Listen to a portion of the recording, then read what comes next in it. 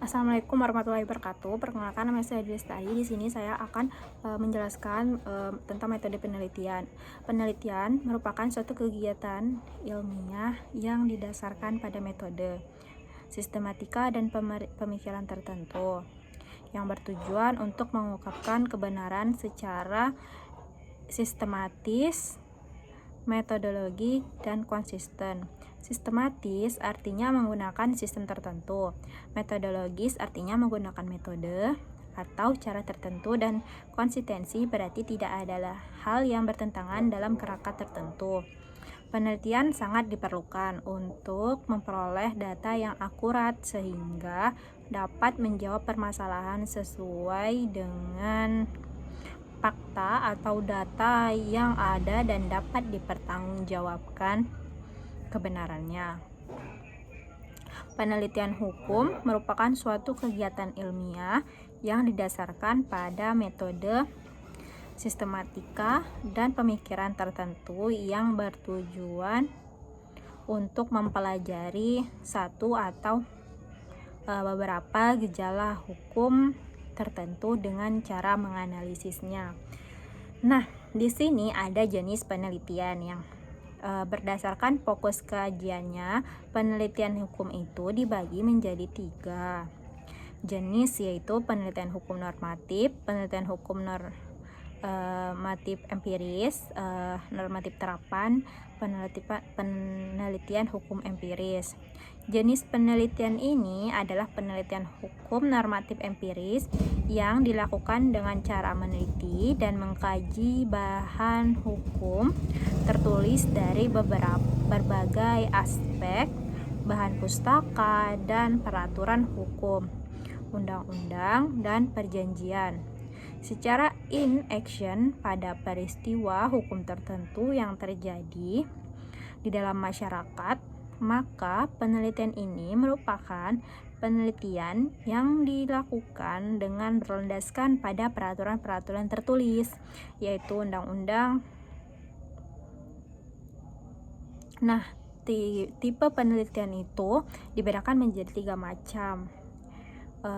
Dibedakan yaitu penelitian hukum eksploratory, tipe penelitian hukum deskriptif, dan tipe penelitian explanatory. Tipe penelitian eksploratory bersifat mendasar dan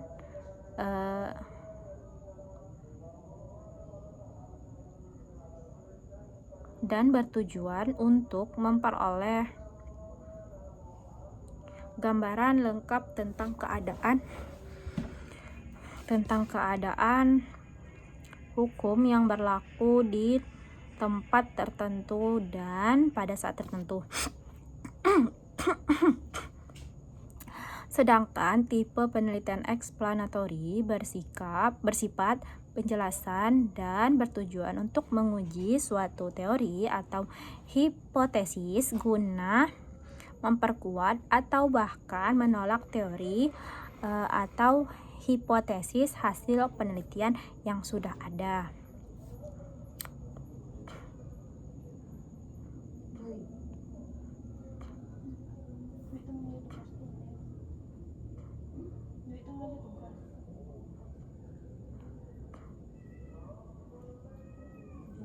Tipe penelitian ini adalah penelitian deskriptif. Maka penelitian ini bertujuan untuk memperoleh gambaran deskripsi yang jelas, rinci, dan sistematis mengenai tanggung jawab.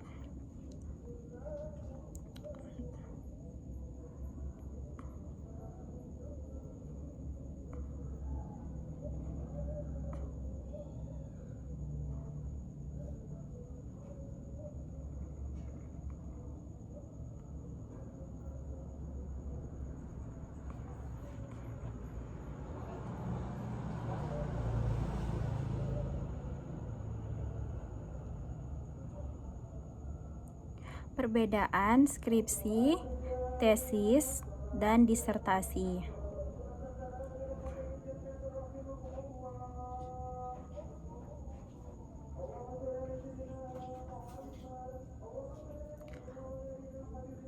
Berdasarkan Perpres nomor 8 tahun 2012 telah diatur bahwa kualifikasi lulusan S1 KKNI level 6, lulusan S2 KKNI level 8, dan lulusan S3 KKNI level 9. Sarjana atau S1 mampu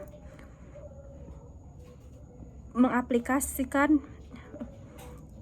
bidang keahliannya dan memanfaatkan iptek di bidangnya dalam penyelesaian masalah, serta mampu beradaptasi terhadap situasi yang dihadapi. Yang kedua, menguasai konsep teoritis bidang pengetahuan tertentu secara umum dan konsep teoritis bagian khusus dalam bidang pengetahuan tersebut secara mendalam, serta mampu memformulasikan penyelesaian masalah prosedural. Yang ketiga, mampu mengambil keputusan yang tepat. Nah, berdasarkan analisis informasi dan data, dan mampu memberikan petunjuk dalam memilih berbagai alternatif solusi secara mandiri dan kelompok. Yang keempat itu bertanggung jawab pada pekerjaan sendiri dan dapat diberi tanggung jawab atas pencapaian hasil kerja organisasi. Yang kedua itu ada S2 atau magister, mampu mengembangkan pengetahuan teknologi dan atau seni di dalam bidang keilmuannya atau praktek profesional melalui riset sehingga menghasilkan karya inovatif dan teruji. Yang kedua, dari magister, mampu memecahkan permasalahan sains, teknologi, dan atau seni di dalam bidang keilmuannya melalui pendekatan inter atau multidisipliner. Yang ketiga, mampu mengelola riset dan pengembangan yang bermanfaat bagi masyarakat dan keilmuan, serta mampu mendapat pengakuan nasional maupun internasional. Nah, selanjutnya ada tesis atau selanjutnya ada S3 atau doktor. Yang pertama dari doktor S3 itu mampu mengembangkan pengetahuan teknologi dan atau sains atau seni baru di dalam bidang keilmuannya atau praktek profesionalnya melalui riset hingga menghasilkan karya kreatif, original, dan teruji. Yang kedua, mampu memecahkan permasalahan sains, teknologi, dan atau seni di dalam bidang keilmuannya melalui pendekatan inter, multi, atau tradidisipliner. Yang ketiga, mampu mengelola, memimpin, dan mengembangkan riset dan pengembangan yang bermanfaat bagi ilmu pengetahuan dan kemaslahatan umat manusia, serta mampu mendapat pengakuan nasional maupun internasional. Berdasarkan Permendikbud nomor 3 tahun 2020 telah diatur bahwa keterampilan umum yang harus dimiliki oleh semua lulusan program sarjana magister dan dokter akademi bukan terapan adalah sebagai berikut. Yang pertama, mampu menerapkan pemikiran logis, kritis, sistematis, dan inovatif dalam konteks pengembangan atau implementasi ilmu pengetahuan dan teknologi yang memperhatikan dan menerapkan ilmu humaniora yang sesuai dengan bidang keahliannya. Yang kedua, mampu menunjukkan kinerja mandiri, bermutu, dan terukur. Yang ketiga, mampu mengkaji implikasi pengembangan atau implementasi ilmu pengetahuan teknologi yang memperhatikan dan menerapkan nilai humaniora sesuai dengan keahliannya berdasarkan kaidah tata cara dan etika ilmiah dalam rangka menghasilkan solusi, gagasan, desain, dan kritik seni, menyusun deskripsi saintifik, hasil kajiannya dalam bentuk skripsi atau laporan tugas akhir, dan mengunggahnya di laman perguruan tinggi.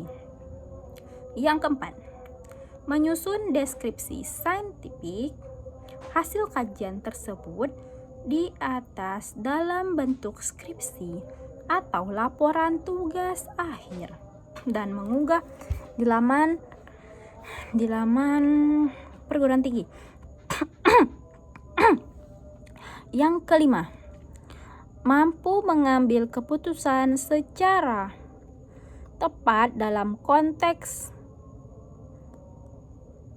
penyelesaian masalah di bidang keahliannya berdasarkan hasil analisis informasi dan data.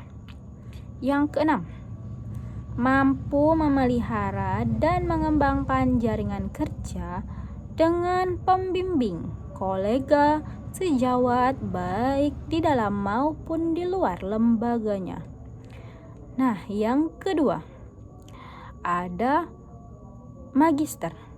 Yang pertama itu mampu mengembangkan pemikiran logis, kritis, sistematik, dan kreatif ilmiah melalui penelitian ilmiah, penciptaan, desain atau karya seni di dalam bidang ilmu pengetahuan dan teknologi yang memperhatikan dan menerapkan ilmu nilai humaniora sesuai dengan bidang keahliannya.